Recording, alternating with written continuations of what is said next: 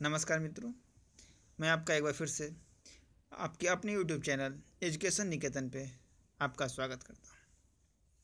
उम्मीद करता हूँ कि आप सभी की 64वीं BPSC प्रारंभिक परीक्षा अच्छे से निपट गई होगी और अब तक आपने विभिन्न सोर्सों से अपने क्वेश्चन पेपर की एनालिसिस कर ली होगी और एक अनुमान लगा लिया होगा कि आपका नंबर कितने के रेंज में बैठ रहा है।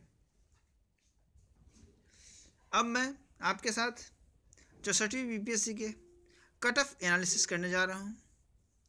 इससे पहले एक बता दूँ कि कट ऑफ जिस तरीके से निर्धारित की गई है वो तरीका एक साइंटिफिक तरीका है।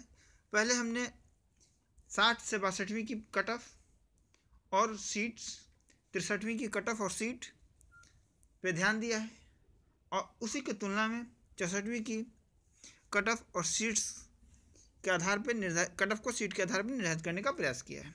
दूसरी बात, इसमें मैंने तीनों ही पेपर के स्टैंडर्ड को भी ध्यान में रखा है मेरे अनुसार से। और मैंने जो सेंटर पे लगभग 40-50 बच्चों की उससे बात की है, तो ये तीनों ही परीक्षाओं में अभी तक का सबसे टफेस्ट पेपर है, या ये कहे कि BPSC के इतिहास का सबसे टफेस्ट पेपर, सबसे कठिन पत्र रहा है।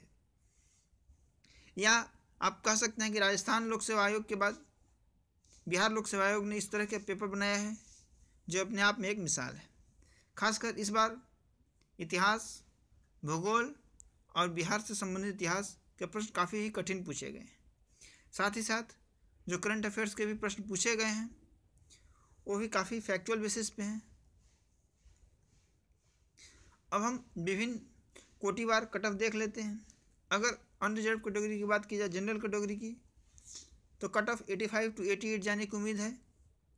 SC कैटेगरी की कट ऑफ 73 to 75, ST की कट ऑफ 75 से 77, extremely backward caste 75 to 77, backward caste 79 to 82, female 78 और फ्रीडम फाइटर स्वतंत्रता सेनानी के जो नाती पोते हैं उनकी कट ऑफ 75 रहने की उम्मीद है। एक बात मैं आपको बता दूं, अभी जितने भी मार्केट में आंसर की आई है उसमें 10 से 15% त्रुटि की उम्मीद है। आप इंतज़ार कर लें 2-4 दिन, एक सप्ताह के अंदर में आयोग के द्वारा आधिकारिक उत्तर कुंजी जारी कर दी जाएगी।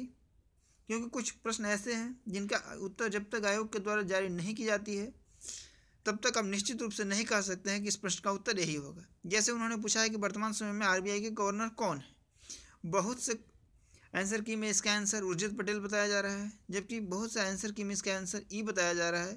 उनके पीछे लॉजिक दिया जा रहा है कि उन्होंने पूछा है कि करंट गवर्नर, और करंट गवर्नर शक्तिकांत दास हो गए हैं। और जब ऑप्शन में ई ऑप्शन में नन ऑफ दी उपलब्ध है आपके पास विकल्प, तो सही उत्तर ई ऑप्शन होना चाहिए। इस तरीके से और भी कंसेप्ट बेस्ड प्रश्न हैं जिनके उत्तर जब तक आयोग के द्वारा नहीं जारी कर दी जाती है तब तक निश्चित तौर पर बताना बहुत कठिन है। किंतु आप 90% तक जो मार्केट में उपलब्ध की है उसे 90% सही अनुमान लगा सकते हैं और उसी अनुमान के बेसिस पे इस कट ऑफ में भी को भी ध्यान रखा गया है। तो हम उम्मीद करते हैं कि आप लोगों को 64वीं BPSC की मुख्य परीक्षा देने का मौका मिले। इसके लिए मैं आपको अग्रिम शुभकामना देता हूँ।